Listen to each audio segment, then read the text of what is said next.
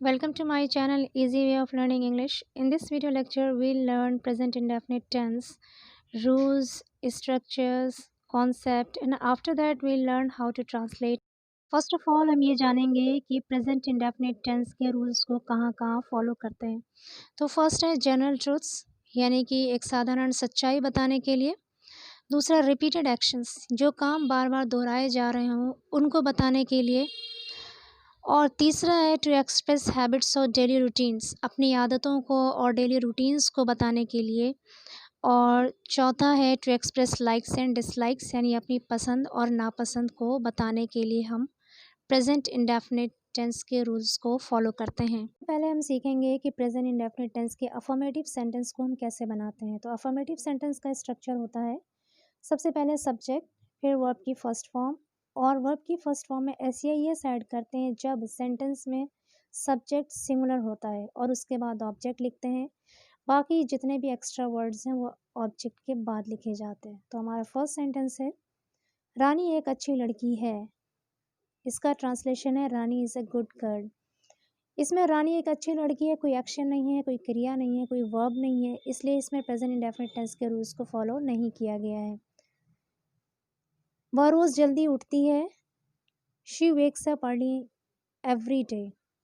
तो इसमें सब्जेक्ट है शी, और उसके बाद वर्ब की फर्स्ट फॉर्म का यूज़ किया गया है वेक अप. वेक में एस को ऐड किया गया है क्योंकि शी एक सिंगुलर सब्जेक्ट है. वह ठीक समय पर स्कूल जाती है. She goes to school on time. इसमें भी सब्जेक्ट है शी, और उसके बाद वर्ब की फर्स्ट फॉर्म गो का यूज़ किया गया है, और गो के साथ ई एस को ऐड किया गया है क्योंकि शी एक सिंगुलर सब्जेक्ट है. कहाँ पर जाती है? To school. To school object है. वह सदैव अध्यापकों तथा अपने बड़ों की आज्ञा का पालन करता है. ही always obeys his teachers and elders. यहाँ पे सब्जेक्ट है ही, और वर्ब है अपने बड़ों की आज्ञा का पालन करता है. आज्ञा का पालन करना एक वर्ब है, तो इसके लिए एक वर्ड आया है ओबे, और ओबे के साथ एस को ऐड किया गया है क्योंकि ही एक सिंगुलर सब्जेक्ट है. अब किसकी आज्ञा का पालन करता है? अपने बड़ों की और अध्यापकों की. तो हिज टीचर्स एंड एल्डर्स ये ऑब्जेक्ट है. बुरे लड़कों से वे नफरत करते हैं और उनकी संगति पसंद नहीं करते हैं. They hate bad boys and do not like their company. तो इसमें सब्जेक्ट है वे, यानी दे, मतलब वे लोग, वो लोग. हेट यहाँ पे वर्ब है, मतलब नफरत करना. किनसे नफरत करते हैं? बैड बॉयज़, तो ये ऑब्जेक्ट है. उसके बाद इसमें संगति पसंद नहीं करते हैं, तो इसमें अफर्मेटिव सेंटेंस भी है और नेगेटिव सेंटेंस है. तो नेगेटिव के लिए यूज़ किया गया डू नॉट के साथ वर्ब की फर्स्ट फॉर्म लाइक का. किसकी कंपनी? उनकी संगति को पसंद नहीं करते हैं, तो देयर कंपनी यहाँ पे ऑब्जेक्ट है, और बैड बॉयज़ यहाँ पे ऑब्जेक्ट है. वह एक सादा जीवन व्यतीत करता है. He lives a simple life. He subject है, लिव वर्ब की फर्स्ट फॉर्म, और उसके साथ एस को ऐड किया गया है क्योंकि ही एक सिंगुलर सब्जेक्ट है. क्या व्यतीत करता है? एक सादा जीवन, मतलब अ सिंपल लाइफ, तो अ सिंपल लाइफ ऑब्जेक्ट है. वह गाना गा सकता है. He can sing a song. Friends, यहाँ पे आपके माइंड में क्वेश्चन आ सकता है कि इसमें लास्ट में ता है आया है, और प्रेजेंट इंडेफिनिट टेंस को जब हम हिंदी में बोलते हैं तो लास्ट में ता है आता है. ये पहचान आपको बताई गई है, लेकिन यहाँ पे आप ध्यान दीजिए कि वर्ड सकता है यूज़ हुआ है, और जो ये वर्ड सकता है ये हमें एबिलिटी बता रहा है, क्षमता बता रहा है कि वो ये काम कर सकता है. और इसके लिए सकना के लिए एक पर्टिकुलर वर्ड यूज़ किया जाता है कैन, और कैन के साथ वर्ब की फर्स्ट फॉर्म सिंग का यूज़ किया गया है. सेब लाल रंग का होता है. Apple is red. यहाँ पर भी आपके माइंड में क्वेश्चन आ सकता है कि इसमें भी ता है, लेकिन इसमें ध्यान दीजिए सेंटेंस में कोई एक्शन नहीं है, कोई क्रिया नहीं है, कोई वर्ब नहीं है, इसलिए इसमें प्रेजेंट इंडेफिनिट टेंस के रूल्स को फॉलो नहीं किया जाएगा. ये सेंटेंस प्रेजेंट तो है, लेकिन प्रेजेंट इंडेफिनिट नहीं है क्योंकि इसमें कोई भी एक्शन नहीं है. तो इसका ट्रांसलेशन होगा एप्पल इज़ रेड. अब हम देखेंगे प्रेजेंट इंडेफिनिट टेंस के नेगेटिव सेंटेंस को. तो इसका स्ट्रक्चर होता है सबसे पहले लिखते हैं सब्जेक्ट, फिर यह डू या डस को इस्तेमाल करते हैं एज अ हेल्पिंग वर्ब, उसके बाद वर्ब की फर्स्ट फॉर्म और फिर ऑब्जेक्ट। वह गृह कार्य नहीं करती है, she does not do homework. इसमें सब्जेक्ट है शी और उसके बाद डू या डज का यूज़ किया जाता है, तो यहाँ पे डज नॉट का यूज़ किया गया है क्योंकि शी एक सिंगुलर सब्जेक्ट है। उसके बाद डू एक वर्ब है जिसका मतलब होता है करना और यहाँ पे ऑब्जेक्ट है होमवर्क। मीनू कभी समय पर नहीं आती है, Meenu never comes on time. तो इसमें डू या डज का यूज़ नहीं किया गया क्योंकि इसमें वर्ड नेवर यूज़ किया गया और नेवर के साथ डू या डज नहीं लगाते हैं, बल्कि वर्ब में ही अगर एस या ई एस को ऐड करने की ज़रूरत होती है तो वर्ब में ही एस या ई एस को लगा देते हैं अगर सेंटेंस में सब्जेक्ट सिमिलर है तो। वे सुबह टहलने नहीं जाते हैं, they do not go to walk in the morning. इसमें भी सब्जेक्ट है दे, हेल्पिंग वर्ब डू क्योंकि दे एक प्लूरल सब्जेक्ट है, उसके बाद नॉट, फिर वर्ब की फर्स्ट फॉर्म गो, उसके बाद बाकी चीज़ें ऑब्जेक्ट में। नेक्स्ट सेंटेंस है मुझे सुबह टहलना पसंद नहीं है, I do not like to walk in the morning. तो इस सेंटेंस में भी लास्ट में ताहे तिहे जैसे वर्ड्स नहीं हैं, लेकिन याद रखिए कि लाइक्स और डिसलाइक्स को भी बताने के लिए प्रेजेंट इंडेफिनिट टेंस के रूल्स को फॉलो किया जाता है, इसलिए यहाँ पर आई के साथ डू नॉट का यूज़ किया गया है और वर्ब है लाइक। नेक्स्ट है आजकल बच्चे बाहर नहीं खेलते हैं, now a days children do not play outside. तो इसमें सब्जेक्ट है बच्चे, तो चिल्ड्रन और उसके बाद हेल्पिंग वर्ब डू का यूज़ किया गया क्योंकि चिल्ड्रन एक प्लूरल सब्जेक्ट है और वर्ब है प्ले। सूरज रात में नहीं चमकता है, the sun does not shine at night. इसमें भी द सन के साथ डज का यूज़ किया गया है क्योंकि द सन एक सिंगुलर सब्जेक्ट है और चमकना एक वर्ब है, इसलिए इसमें वर्ब की फर्स्ट फॉर्म शाइन का यूज़ किया गया है।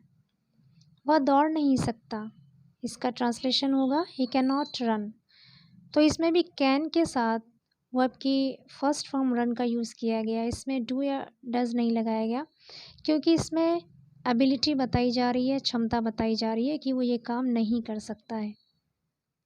चांद का रंग लाल नहीं होता है, इसमें भी आप देख सकते हैं कि लास्ट में ता है वर्ड आया है, लेकिन इसे हम प्रेजेंट इंडेफिनिट टेंस की तरह नहीं बनाएंगे क्योंकि इसमें कोई एक्शन नहीं है, कोई वर्ब नहीं है, कोई क्रिया नहीं है, इसमें सिर्फ एक जानकारी दी जा रही है कि चांद का रंग लाल नहीं होता है।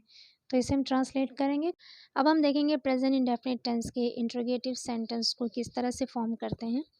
तो सबसे पहले हम इंटरोगेटिव टाइप 1 के स्ट्रक्चर को देखेंगे।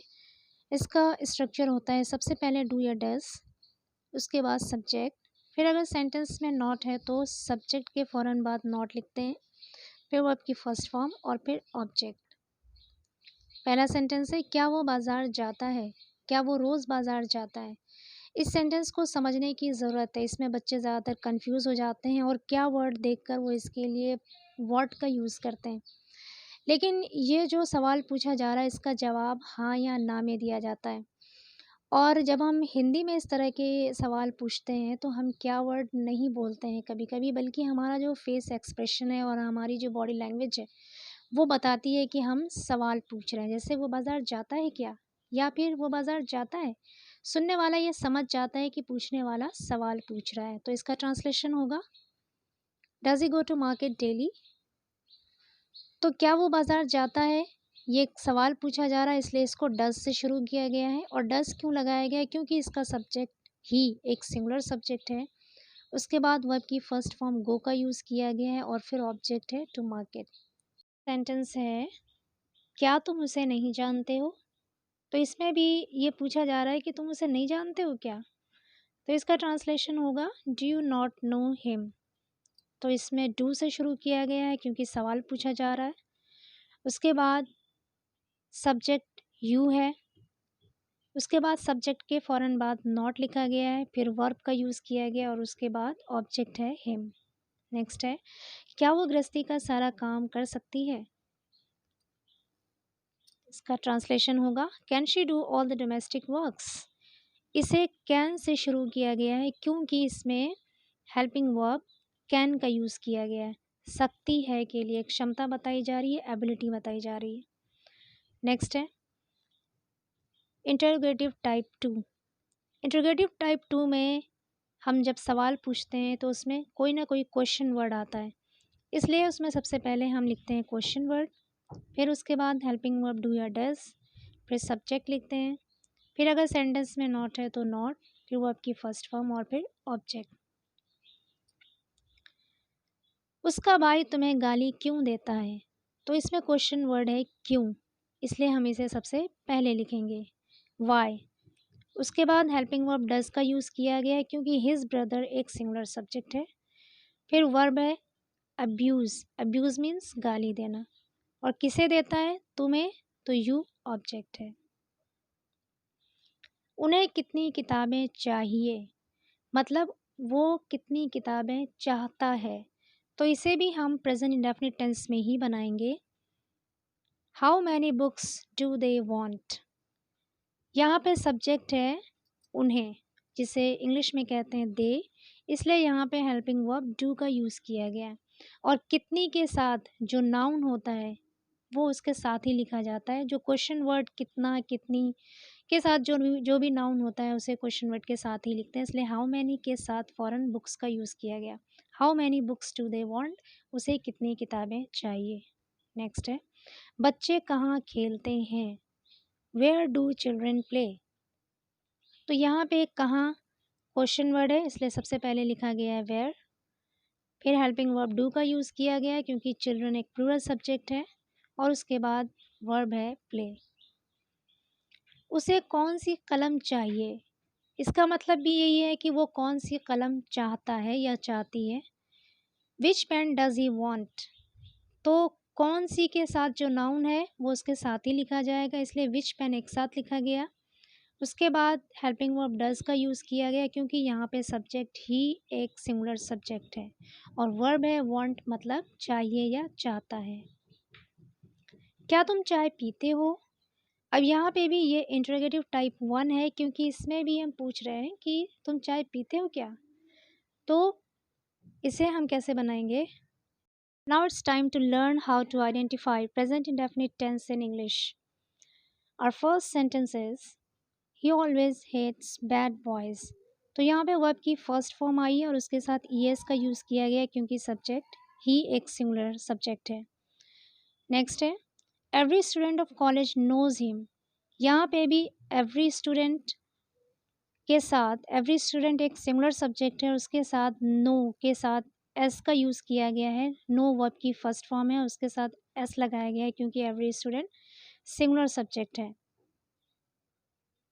यू राइट एन ऐसे, इसमें भी कोई हेल्पिंग वर्ब नहीं है, सिर्फ वर्ब की फर्स्ट फॉर्म का यूज़ किया गया है, और राइट के साथ एस या एस को ऐड नहीं किया गया है क्योंकि सब्जेक्ट यू है, तो इससे हम समझ जाएंगे कि ये प्रेजेंट इंडेफिनिट टेंस है। She sings a sweet song, इसमें भी वर्ब सिंग के साथ एस का यूज़ किया गया है क्योंकि शी एक सिंगुलर सब्जेक्ट है। We always praise diligent students, यहाँ पे भी प्रेज वर्ब की फर्स्ट फॉर्म है और इसके साथ एस या एस का यूज़ नहीं किया गया क्योंकि यहाँ पे सब्जेक्ट वी है। दे प्ले फुटबॉल, वो लोग फुटबॉल खेलते हैं, इसमें भी वर्ब की फर्स्ट फॉर्म प्ले का यूज़ हुआ है क्योंकि यहाँ पे सब्जेक्ट दे एक प्लूरल सब्जेक्ट है। Good students respect there teachers, अच्छे विद्यार्थी अपने टीचर्स, अपने अध्यापकों का रेस्पेक्ट करते हैं, तो रेस्पेक्ट करना एक वर्ब है और वर्ब की फर्स्ट फॉर्म का यूज़ हुआ है क्योंकि गुड स्टूडेंट्स एक प्लूरल सब्जेक्ट है। He goes to work daily in the morning, यहाँ पे भी ही के साथ वर्ब गोज़ का यूज़ किया गया है क्योंकि ही एक प्लूरल सब्जेक्ट है। मिल्क इज़ वाइट, दूध सफ़ेद होता है, यहाँ पे भी कोई एक्शन नहीं है इसलिए यहाँ पर किसी वर्ब का यूज़ नहीं हुआ है बल्कि इसका यूज़ किया गया है। अब देखते हैं निगेटिव सेंटेंस में कैसे पहचानेंगे। He never hates good boys, यहाँ पे नेवर के साथ हेट वर्ब की फर्स्ट फॉर्म है और उसके साथ एस लगाया गया है क्योंकि ही सिंगुलर सब्जेक्ट है। Every student of college does not know him, college का हर स्टूडेंट उसे नहीं जानता है। यहाँ पे भी डज़ नॉट के साथ वर्ब की फर्स्ट फॉर्म का यूज़ हुआ है, जिससे हमें ये पता चलता है कि ये प्रेजेंट इंडेफिनिट का नेगेटिव सेंटेंस है। You do not write an ऐसे, तुम एक ऐसे नहीं लिखते हो। तो यू के साथ डू नॉट और उसके बाद वर्ब की फर्स्ट फॉर्म राइट का यूज़ हुआ है, इसलिए ये प्रेजेंट इंडेफिनिट है। She does not sing a song, यहाँ पर भी शी के साथ डज़ नॉट और वर्ब की फर्स्ट फॉर्म का यूज़ हुआ है। We never praise lazy students, हम लेज़ी स्टूडेंट्स को कभी भी प्रेज़ नहीं करते हैं, उसकी तारीफ़ नहीं करते हैं। तो यहाँ पर भी नेवर के साथ वर्ब की फर्स्ट फॉर्म प्रेज़ का यूज़ हुआ है और नेवर के साथ डू या डज़ का यूज़ नहीं करते हैं। They do not play football, यहाँ पर भी दे के साथ डू नॉट और वर्ब की first form play. Do not verb की फर्स्ट फॉर्म प्ले से हमें ये पता चल रहा है कि ये प्रेजेंट इंडेफिनिट का नेगेटिव सेंटेंस है।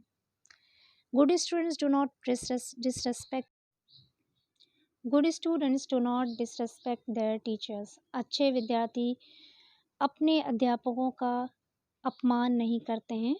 तो इसमें भी डू नॉट के साथ वर्ब की फर्स्ट फॉर्म डिसरेस्पेक्ट हमें ये बता रहा है कि ये प्रेजेंट इंडेफिनिट टेंस का नेगेटिव सेंटेंस है। He does not walk daily in the morning, does not के साथ वॉक वर्ब की फर्स्ट फॉर्म है। Learn how to identify present indefinite tense interrogative sentence in English. First of all, we'll learn interrogative type 1. Do you play hockey? इसमें सबसे पहले do आया है, उसके बाद subject और फिर verb play। इससे हमें ये पता चल रहा है play verb की फर्स्ट फॉर्म है। इससे हमें ये पता चल रहा है कि ये प्रेजेंट इंडेफिनिट टेंस का इंट्रोगेटिव सेंटेंस है। Does he not speak English? इसमें भी सबसे पहले does, फिर subject, फिर verb की फर्स्ट फॉर्म speak का यूज़ किया गया है not के बाद। Do you know about him, क्या तुम उसके बारे में जानते हो? इसमें भी सबसे पहले डू, उसके बाद सब्जेक्ट और फिर वर्ब की फर्स्ट फॉर्म नो का यूज़ किया गया है। Does he speak the truth, क्या वो सच बोलता है? इसमें भी ही के वजह से सबसे पहले डज का यूज़ किया गया है क्योंकि ये एक इंट्रोगेटिव है और उसके बाद वर्ब की फर्स्ट फॉर्म स्पीक का यूज़ किया गया है। डू चिल्ड्रन प्ले आउटसाइड, क्या बच्चे बाहर खेलते हैं? तो इसमें भी चिल्ड्रन एक प्लूरल सब्जेक्ट है, इसलिए डू का यूज़ किया गया और डू सबसे पहले इसलिए लगा है क्योंकि ये इंट्रोगेटिव है और उसके बाद वर्ब की फर्स्ट फॉर्म प्ले का यूज़ किया गया है। इससे हमें ये पता चलता है कि ये प्रेजेंट इंडेफिनिट टेंस का इंट्रोगेटिव सेंटेंस है। Do they listen a story, क्या वो एक कहानी सुनते हैं? तो यहाँ पे भी सबसे पहले डू का यूज़ किया गया क्योंकि ये इंट्रोगेटिव है। दे एक प्लूरल सब्जेक्ट है, उसके बाद वर्ब की फर्स्ट फॉर्म लिसन का यूज़ किया गया है। Does your grandmother not tell you stories, क्या तुम्हारी दादी माँ तुम्हें कहानियाँ नहीं सुनाती हैं? इसमें भी सबसे पहले डज़ का यूज़ किया गया क्योंकि ये इंट्रोगेटिव है, सवाल पूछा जा रहा है। उसके बाद सब्जेक्ट है योर ग्रैंड मदर, उसके बाद नॉट क्योंकि इसमें नॉट भी आया है और उसके बाद वर्ब की फर्स्ट फॉर्म टेल का यूज़ किया गया है। डज़ शी स्टिच क्लोथ्स, क्या वो कपड़े सिलती है? इसमें भी सबसे पहले डज़, फिर सब्जेक्ट और फिर वर्ब की फर्स्ट फॉर्म स्टिच का यूज़ किया गया। डू वी टेल अ लाई, क्या हम झूठ बोलते हैं? इसमें भी क्योंकि सवाल पूछा जा रहा है इसलिए सबसे पहले डू, फिर सब्जेक्ट है वी और फिर वर्ब की first form tell. Is milk white, क्या दूध सफ़ेद होता है या क्या दूध सफ़ेद है? तो इसमें कोई एक्शन नहीं है इसलिए इसमें सबसे पहले इज़ लिखा गया है और सबसे पहले इज़ इसलिए लिखा गया है क्योंकि इसमें सवाल पूछा जा रहा है। अब देखते हैं interrogative type 2।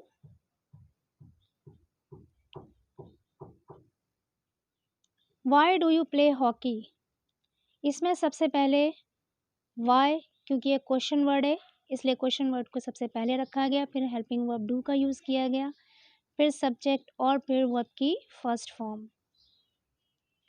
Why does he not speak English, वो इंग्लिश क्यों नहीं बोलती है?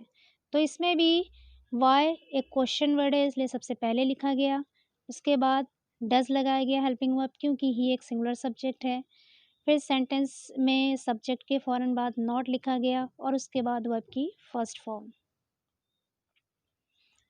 What do you know about him, तुम उसके बारे में क्या जानते हो?